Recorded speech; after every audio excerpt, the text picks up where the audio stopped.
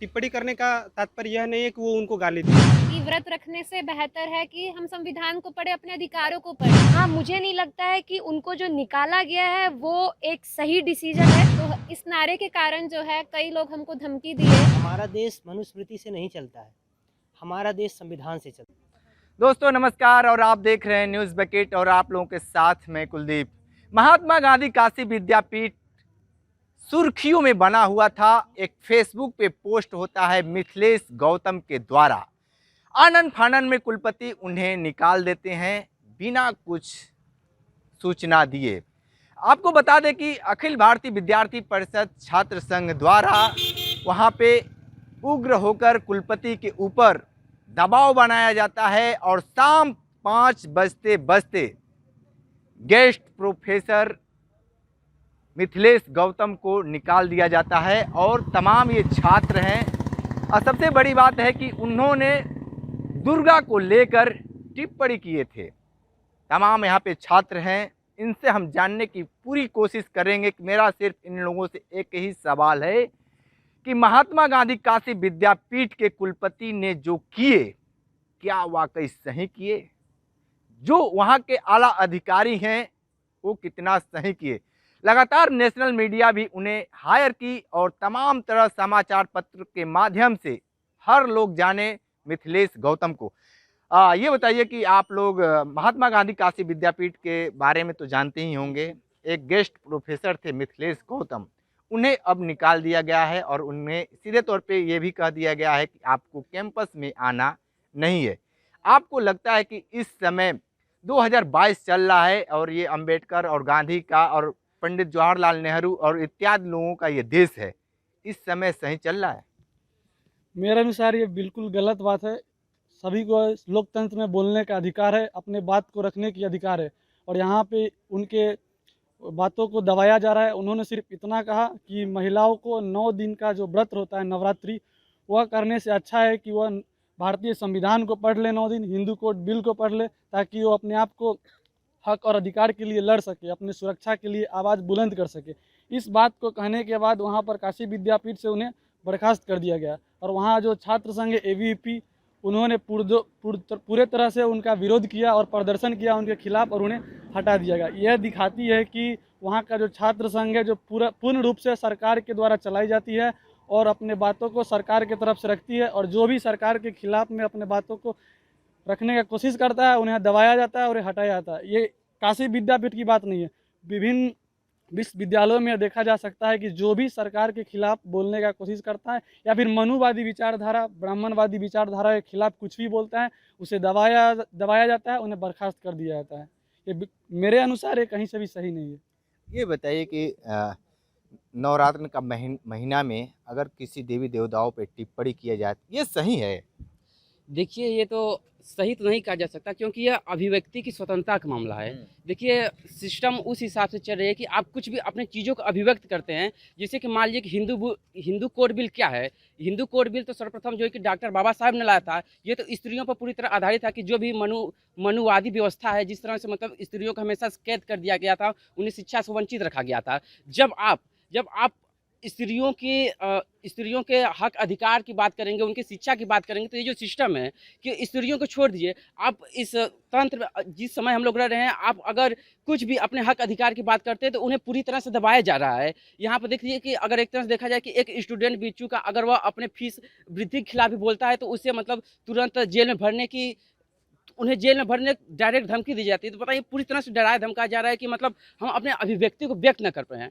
तो ये पूरी तरह से मतलब ठीक है, आपकी बात मान लेते हैं।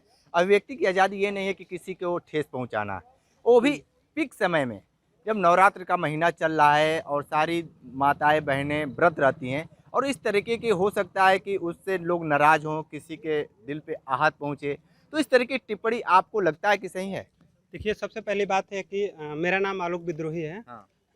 लेकिन इसमें ये बात है कि जो आप बोल रहे हैं कि उन पे कोई टिप्पणी करने का तात्पर्य यह नहीं है कि वो उनको गाली दिए थे।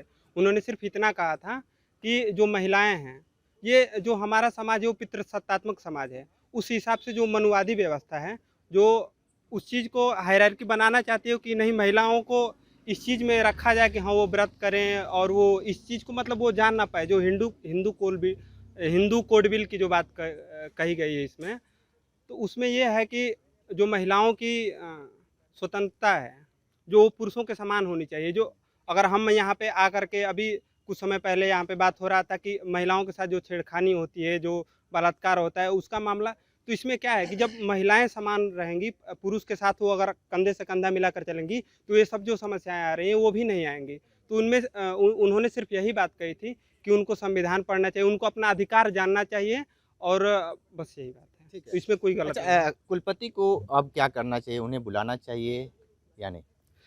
ज़रूर अवश्य बुलाना चाहिए, उनको विचार करना चाहिए। और ये जो मतलब मानसिकता है ना, वो मानसिकता पहले से उनकी वैसी ही है, इसलिए वो बुलाएं या ना बुलाएं, हमको पहले सब जितने भी छात्र हैं, जितने भी टीचर्स हैं, सबको उन आवाज़ उठाना चाहिए कि नहीं वो आएँ, और मतलब इसमें हमका सबका वो होना चाहिए।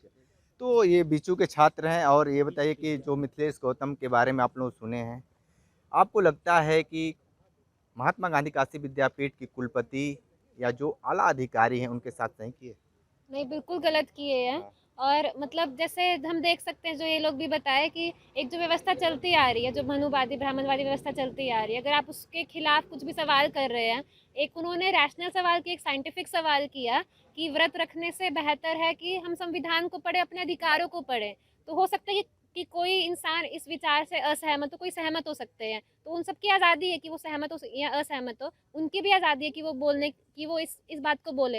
लेकिन दिक्कत ये है कि केवल एक ही तरीके के विचारों को प्रमोट किया जा रहा है। अगर कोई ब्राह्मणवादी तरीके के विचार दिए जाते तो उस पर कोई एक्शन नहीं लिया जाता है। और उसी तरीके से अगर इस तरीके के विचार प्रमोट किए जाएँ जिसमें जो ये ढांचा है पूरा, जो शोषण का ढांचा है, उस पर कोई सवाल करे तो फिर उन पर अटैक किया जाता है। हम देख सकते हैं कि और भी कैंपसेस में देख सकते हैं, जैसे कि बीएचयू में भी ये घटना हुई। अम्बेडकर जयंती पर हम लोगों ने, भगत सिंह छात्र मोर्चा ने एक प्रोग्राम ऑर्गेनाइज किया था अम्बेडकर जयंती पर, जिसमें हम लोगों ने यहाँ पे विश्वनाथ मंदिर है, वहाँ पर एक प्रोग्राम किया था। उसके बाद एक साइकिल मार्च निकाली थी। तो वहाँ पर हम लोगों ने नारा दिया, ब्राह्मणवाद मुर्दाबाद। ब्राह्मणवाद मतलब कि जो ये व्यवस्था है जो कि एक इंसान को ऊंच और दूसरे इंसान को नीच रखती है, जाति के आधार पे या फिर जेंडर के आधार पे। तो इस नारे के कारण जो है कई लोग हमको धमकी दिए। उसके बाद हम लोगों ने यहाँ पर जो बीएचयू प्रशासन है वहाँ पर कंप्लेंट फाइल की कि हमको धमकी मिल रही है, लेकिन कोई एक्शन नहीं हुआ। उसके बाद बीसीएम के सदस्यों के साथ वो लोग मारपीट किए। जो इस सोच के लोग हैं, ब्राह्मणवादी सोच के लोग हैं, उन लोगों ने मारपीट किया। उसके बाद भी हम लोगों ने बीएचयू प्रशासन को शिकायत की, वाराणसी प्रशासन को शिकायत की, लेकिन देख लीजिए अप्रैल से लेके अभी तक कितने महीने बीत गए हैं और अभी तक इस मामले पे एफआईआर नहीं हुआ है। अभी तक इस मामले पे हम लोग भाग दौड़ कर रहे हैं। तो इस मतलब हम देख सकते हैं कि ये सभी जगहों पे हम देख सकते हैं, चाहे दिल्ली में विश्वविद्यालय में जो प्रोफेसरों के साथ हो रहा है, और ये जो है सिर्फ ब्राह्मणवाद के खिलाफ बोलने के कारण ही नहीं, इस वजह से भी है क्योंकि वो दलित हैं, और वो बोले, इस वजह से भी उन पर टारगेट किया जा रहा है।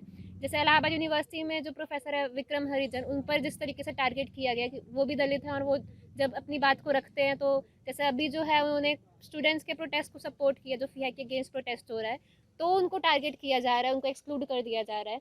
तो वही हम देख रहे हैं कि जो इस व्यवस्था के खिलाफ बोले और उसके साथ साथ जो इस कम्युनिटी से आते हो, जिन कम्युनिटी को दबाया जा रहा है, जो दलित समुदाय से आते हो, मुस्लिम समुदाय से आते हो, उन पर और ख़ास तौर पर बढ़ चढ़कर हमले किए जा रहे हैं। ठीक है, ये बताइए कि मिथिलेश गौतम को दलित होने का कहीं सज़ा तो नहीं मिला? हाँ, बोल सकते हैं उनको सज़ा मिला है, क्योंकि जो अपर क्लास के जो लोग होते हैं, कास्ट वाइज जो हायरार्की में जो ऊपर लेवल पे होते हैं, उनकी ऐसी मेंटलिटी होती है कि वो कोई भी बात ऐसा डाइजेस्ट ही नहीं कर पाते हैं जो उनके कास्ट के खिलाफ या अपर कास्ट के खिलाफ होता है। तो मुझे ऐसा लगता है कि जो मिथिलेश गौतम वाला जो केस हुआ है, उसमें एक चीज़ हम लोग ये भी देख सकते हैं कि ये भी शो हो रहा है कि अगर हमारे पास अथॉरिटी है, अगर हमारे पास पावर है, तो हम निचले तबके के लोगों के साथ, चाहे वो जातिगत रूप से हो, चाहे वो आर्थिक रूप से हो, किसी भी तरीके से हो, अगर हमारे पास अथॉरिटी है तो हम कुछ भी कर सकते हैं। किसी को अपॉइंट कर सकते हैं, किसी को निकाल सकते हैं, कभी किसी को बर्खास्त कर सकते हैं, कुछ भी कर सकते हैं। तो यहाँ मुझे नहीं लगता है कि उनको जो निकाला गया है वो एक सही डिसीजन है, और मेरे अकॉर्डिंग उनको दोबारा से उनके काम पर बुलाना चाहिए, ये एक बहुत गलत डिसीजन है उनको बाहर निकालना। सिंपल सी बात है कि वो एक अध्यापक हैं और राजनीति शास्त्र के अध्यापक हैं, और एक अध्यापक का जो कर्तव्य होता है वो वैज्ञानिक शिक्षा को देना होता है।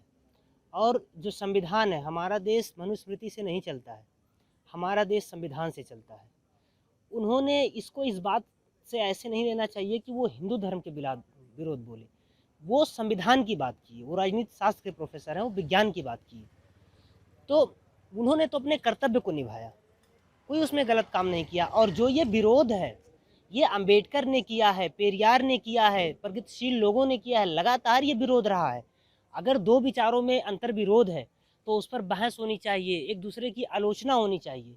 लेकिन किसी भी सरकारी संस्था को, किसी भी सरकार को ये अधिकार नहीं है कि उसको उसकी नौकरी से निकाल दीजिए, उसको दबा दीजिए। ये तो बिल्कुल ही अलोकतांत्रिक निर्णय है जो हमें लगता है नहीं होना चाहिए। और इस समाज का जो आप पूरा पैटर्न आप देखते चले आ रहे हैं, जो विद्यार्थी परिषद का काम है, अखिल भारतीय विद्यार्थी परिषद, ये कहते हैं कि हम छात्र की राजनीति करते हैं। आरएसएस कहता है कि मैं जो है बहुत ही दलितों की बात करता हूँ, वो सामाजिक सद्भावना वाली बात करते हैं। भाई, अगर दलितों की सामाजिक सद्भावना वाली बात कर रहे हैं तो उनकी आवाज़ को क्यों आप नहीं तरजीह दे रहे हैं? क्यों उनके प्रोफेसरों पे आप हमला कर रहे हैं? रतन लाल के साथ क्या हुआ? वो थोड़ा सा लिख दिए तो उनको जो है जेल में डलवा दो। मिथिलेश गौतम थोड़ा सा लिख दिए तो उनको नौकरी से निकाल दो। अगर आप पूरे मान लेते हैं आप हिंदू समाज का नेतृत्व करते हैं, आपके हिंदू समाज में कौन आता है? क्या खाली जो 10% सवर्ण लोग हैं वही लोग आते हैं? क्या जो पिछड़ा है, जो दलित है, जो आदिवासी है, जो महिला है, वो लोग नहीं आएंगे? आप खाली सद्भावना की बात करेंगे तो सद्भावना आपकी ज़मीन पर भी तो दिखनी चाहिए।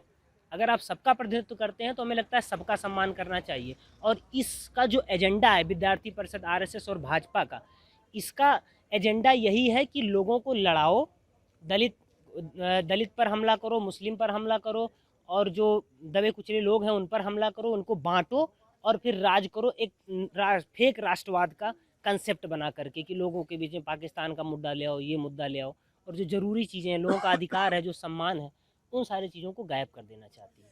कुलपति को क्या करना चाहिए? देखिए, कुलपति को तो हमें लगता है कि ऐसे अलोकतांत्रिक निर्णय पर पहले नंबर तो कुलपति को भी सज़ा मिलनी चाहिए। ये अलोकतांत्रिक है, कोर्ट में भी जाएगा तो ये मामला कभी भी एक्सेप्ट नहीं हो सकता। दूसरी बात, अगर कुलपति को पहली बात तो ये एहसास तो हुई कि गलत किया है। कैंपस में माहौल तो उपद्रवियों की वजह से ख़राब हुआ है। जो विद्यार्थी परिषद के लड़के हैं, जो वहाँ का गिरोह है, उनकी वजह से खराब कुलपति का ये कहना है कि वो लगातार इस तरह के विवाद में थे, उनको समझाया भी गया, बुझाया भी गया, लेकिन वो नहीं माने।